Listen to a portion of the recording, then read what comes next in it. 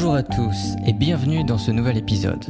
Vous connaissez sûrement le prix Goncourt, c'est le prix littéraire le plus célèbre de France. Chaque année, en novembre, on annonce le gagnant et ce livre devient tout de suite un best-seller, c'est-à-dire un énorme succès de vente. Mais qui se cache derrière ce nom ? Qui étaient ces deux frères, Edmond et Jules de Goncourt ? Aujourd'hui, on les connaît surtout pour leur journal, un livre plein de commérages, de petits ragots sur les grands écrivains du 19e siècle.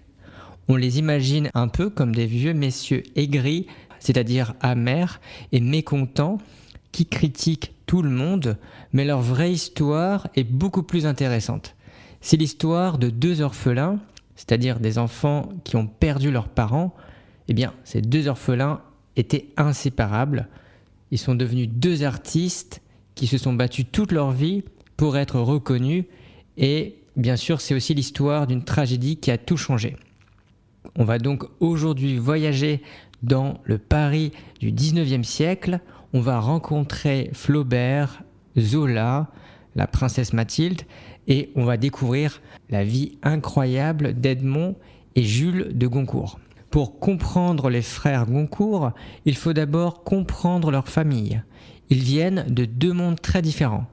Leur père, Marc-Pierre de Goncourt, est un officier de Napoléon. Un officier, c'est un chef dans l'armée. Leur père était un héros de guerre, il a combattu dans toute l'Europe, il a été blessé plusieurs fois et il raconte ses exploits, c'est-à-dire ses actions héroïques, à ses enfants. Pour Edmond, l'aîné, le père représente l'autorité, la force, la gloire militaire. Mais Marc-Pierre meurt tôt, en 1834, quand Jules n'a que 4 ans. Les deux garçons perdent très jeunes cette figure forte, ce modèle important. Leur mère, Annette Cécile, est complètement différente. Elle vient d'un monde plus raffiné, plus élégant, plus parisien. Sa famille a connu la Révolution française, la guillotine, c'est-à-dire cette machine qui coupait la tête des condamnés. Ils ont aussi connu l'exil, c'est-à-dire le fait de devoir quitter son pays. La mère de ces deux garçons est une femme qui a de la culture, qui est très inquiète pour l'avenir. Après la mort de son mari, elle élève seule ses deux fils. Elle est très protectrice, surtout avec le petit Jules qui est fragile et très attachant. Edmond l'aîné se sent parfois un peu mis de côté. Il admire son petit frère, mais il est aussi un peu jaloux de l'attention que leur mère lui donne. Les Goncourt vivent à Paris dans le quartier du Faubourg Montmartre. Un faubourg, c'est un quartier qui était autrefois en dehors des murs de la ville. C'est un quartier vivant, près des théâtres et des boulevards. Mais ils retournent souvent en Lorraine, là où leur famille paternelle a des terres. Pour les enfants, c'est un peu l'aventure. Ils jouent dans la nature, ils écoutent les histoires des fermiers. Mais la vie n'est pas facile. La mère gère l'argent avec beaucoup de soucis. Elle fait de mauvais placements. Un placement, c'est de l'argent qu'on investit dans les affaires et qui prend de la valeur. Mais en l'occurrence, ici, les placements de la mère perdent de la valeur et donc elle perd une partie de la fortune familiale. Elle élève ses fils dans l'économie. Plus tard, quand ils seront adultes, Edmond et Jules dépenseront beaucoup d'argent pour acheter des objets d'art.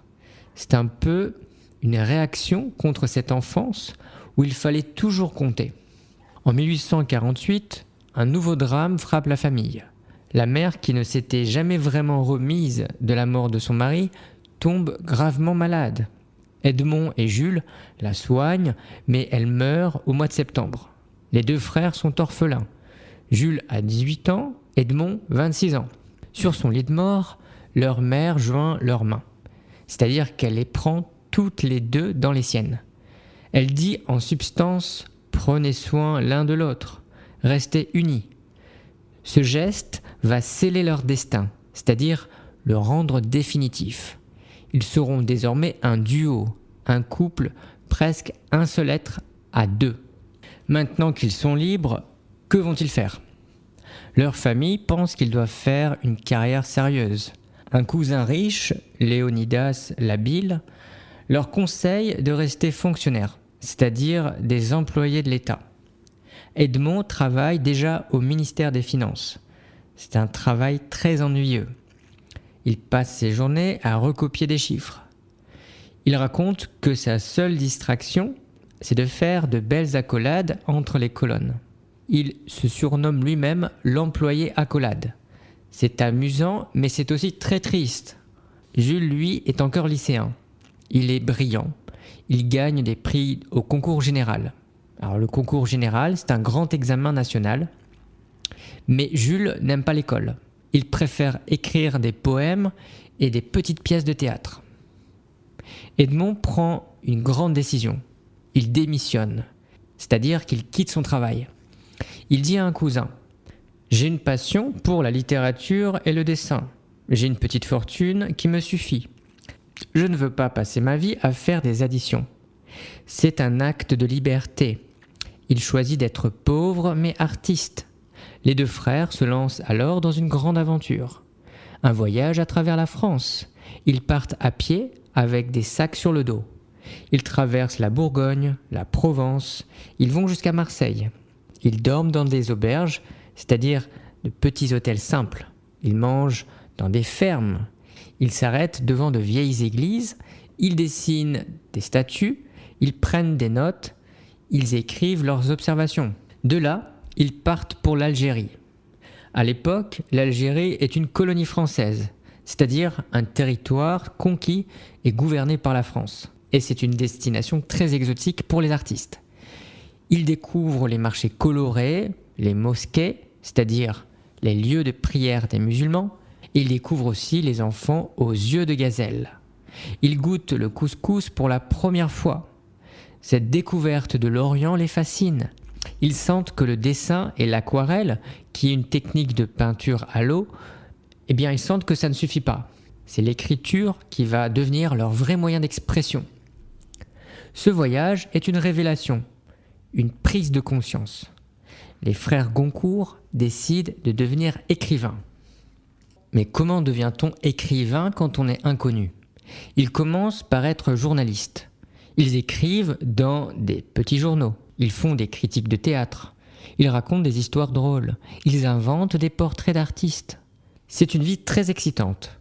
Ils rencontrent des dessinateurs comme Nadar et Gavarni. Gavarni, en particulier, devient leur maître, leur modèle. C'est un homme très intelligent mais aussi très pessimiste. C'est-à-dire qu'il voit toujours le mauvais côté des choses. Il ne croit pas au progrès. Il ne croit pas en l'humanité. Il dit des phrases très noires comme « L'humanité, c'est un sac de peau trouée, rempli de choses sales et gluantes. » Les Goncourt admirent cette vision cynique, c'est-à-dire ce regard dur et désabusé sur le monde. Ça correspond à ce qu'ils ressentent. Ils publient leur premier roman en 1851. C'est un roman très étrange, avec des chapitres très courts, des blagues, des listes d'objets. Ils veulent être modernes, mais le jour de la publication, le futur Napoléon III fait un coup d'État. C'est-à-dire qu'il prend le pouvoir par la force, sans élection. Alors, dans ce contexte, plus personne ne pense à la littérature. Le roman est donc un échec total, un fiasco. Ils ne vendent que 60 exemplaires de ce roman. Quelques années plus tard, ils brûlent eux-mêmes les invendus, c'est-à-dire les livres qui n'ont pas été achetés. Découragés par le roman, ils se tournent vers l'histoire.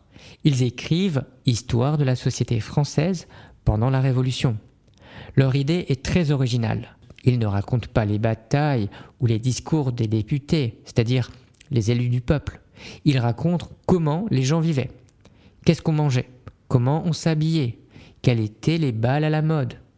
Ils utilisent des documents que personne n'utilisait avant eux, c'est-à-dire des affiches, des chansons, des gravures. Les gravures, ce sont ces images imprimées et ils utilisaient également des lettres d'amour. C'est un succès critique. Un succès critique est lorsque les journaux parlent bien de quelque chose. Les grands journaux parlent d'eux, mais ils se font aussi des ennemis. Un critique très influent les traite de chiffonniers de l'histoire. Un chiffonnier, à l'époque, c'est une personne qui ramasse les déchets dans la rue pour les revendre. Il dit qu'il fouille dans les poubelles du passé pour en sortir de vieux chiffons. La formule est cruelle, mais elle est restée célèbre. Peu à peu, les frères Goncourt se font une place dans le monde parisien. Ils sont invités chez la princesse Mathilde, la cousine de Napoléon III. Son salon, un salon c'est un lieu de réception moderne, eh bien, le salon de Mathilde est un lieu de pouvoir. On y rencontre des politiciens, des artistes, des savants, des gens très instruits. La princesse aime les écrivains. Elle protège Flaubert. Elle admire les Goncourt. Être reçu chez elle, c'est une sorte de consécration, de reconnaissance officielle. Il participe aussi au célèbre dîner Magny, c'est-à-dire un restaurant. Une fois par semaine, un petit groupe d'amis se réunit pour discuter et dîner. Il y a Sainte-Beuve, le grand critique, il y a Flaubert, l'auteur de Madame Bovary, il y a le philosophe Renan, le romancier Tourguenieff. Ils parlent de tout, de l'amour, de Dieu, de la littérature, du style. Les discussions sont passionnées, parfois violentes. Les Goncourt sont souvent du côté des artistes, contre les savants. Ils défendent l'idée que l'art n'a pas besoin de règles. Ce qui compte, c'est la beauté, la sensation, le style. C'est à cette époque qu'ils publient leur grand succès, qui est Renée Mauperin, en 1864. C'est l'histoire d'une jeune fille de bonne famille, Renée. Renée est intelligente, drôle, un peu garçon manqué. Un garçon manqué, c'est une fille qui a des manières qui rappellent celles d'un garçon. Elle dit des gros mots, elle fume. C'est très moderne pour l'époque. Son frère, Henri, est un jeune homme ambitieux et froid. Ça veut dire qu'il ne montre pas ses émotions. Il veut se marier avec une riche héritière, c'est-à-dire une femme qui va recevoir un gros héritage. Renée tombe malade. Elle a une maladie du cœur. Le roman raconte sa mort, lentement, avec beaucoup de douleur et de tristesse. C'est un livre très émouvant. L'écrivain Sainte-Beuve fait un long article élogieux. Élogieux, ça veut dire qu'il dit beaucoup de bien du livre. Les Goncourt deviennent enfin des auteurs connus. Mais la gloire ne dure pas. En 1865, ils publient Germinie Larseteux. C'est l'histoire de leur propre servante. Une servante, c'est une employée de maison. Eh bien, celle-ci s'appelle Rose Malingre. Rose est une femme dévouée, presque une deuxième mère pour eux. Après sa mort, ils découvrent qu'elle avait une double vie. Elle avait un amant, elle lui donnait tout son argent.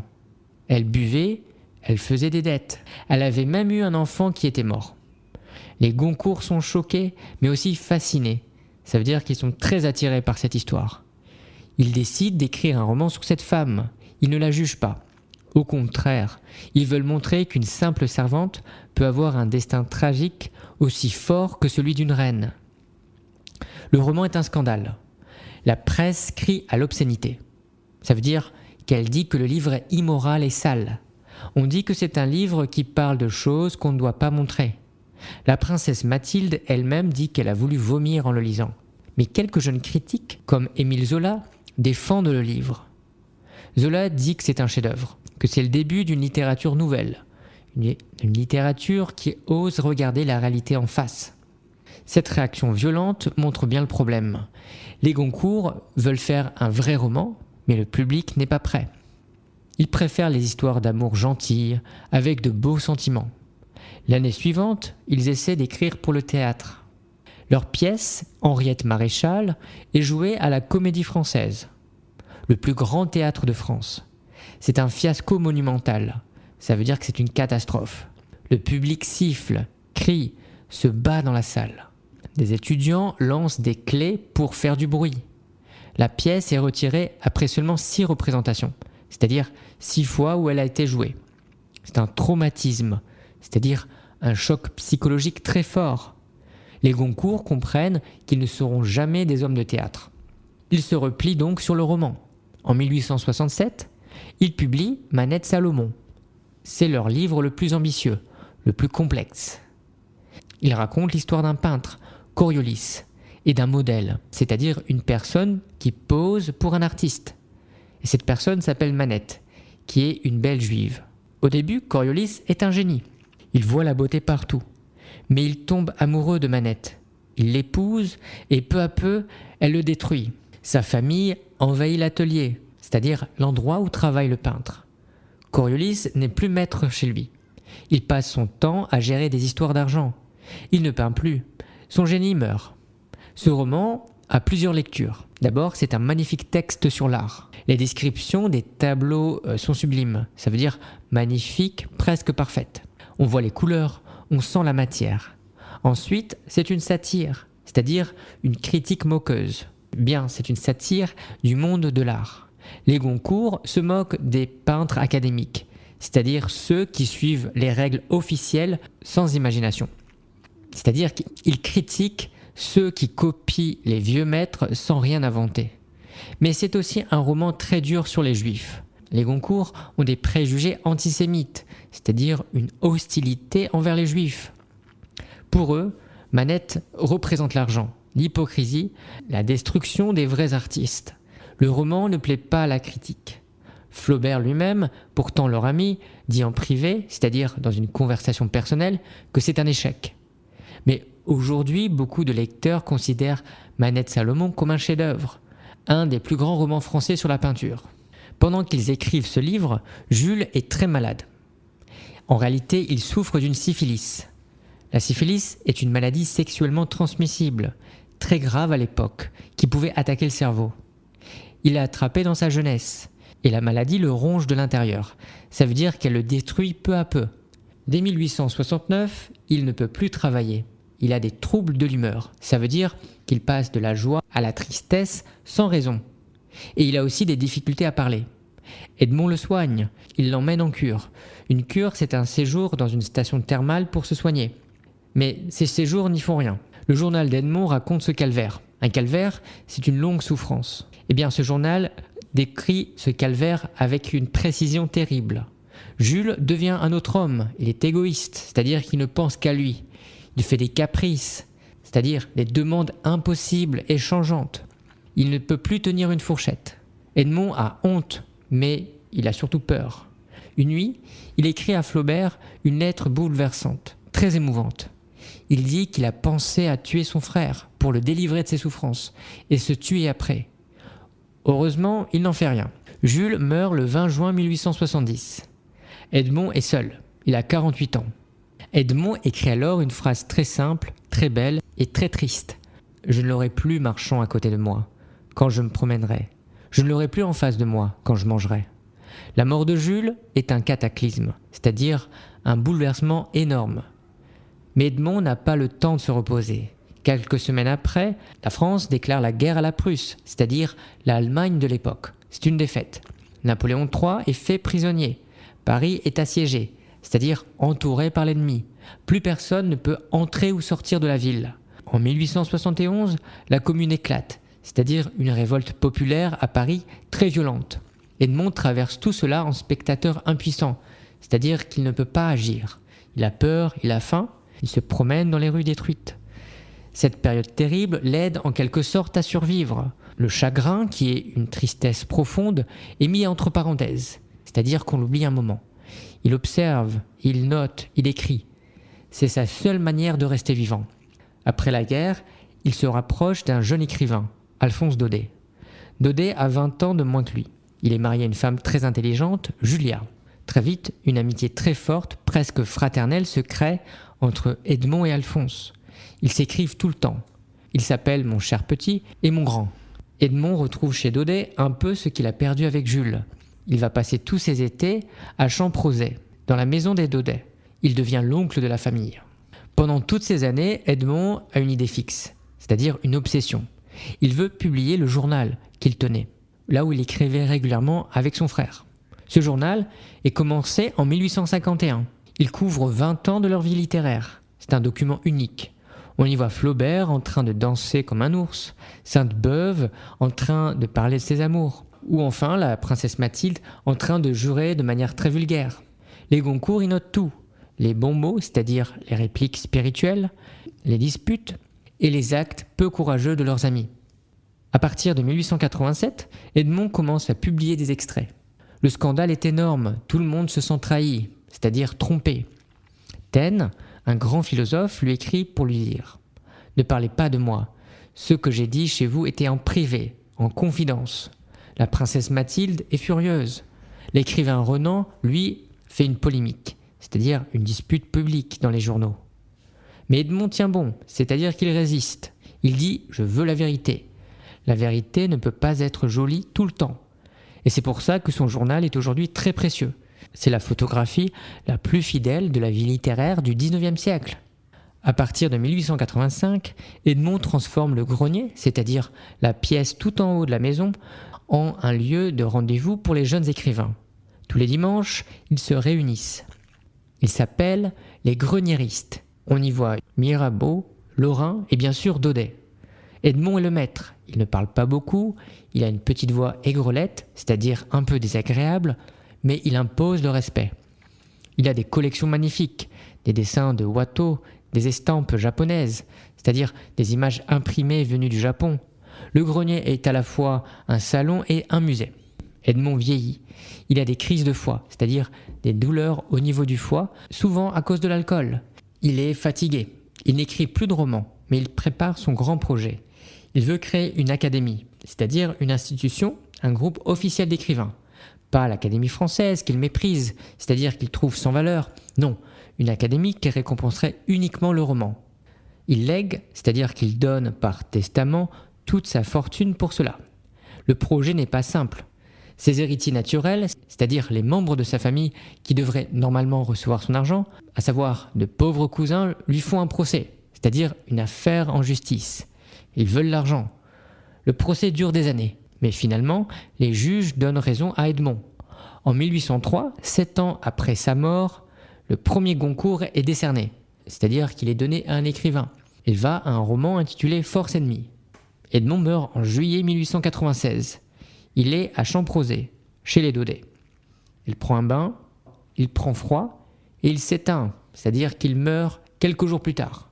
Il est enterré à Paris, dans la tombe familiale, à côté de son frère Jules.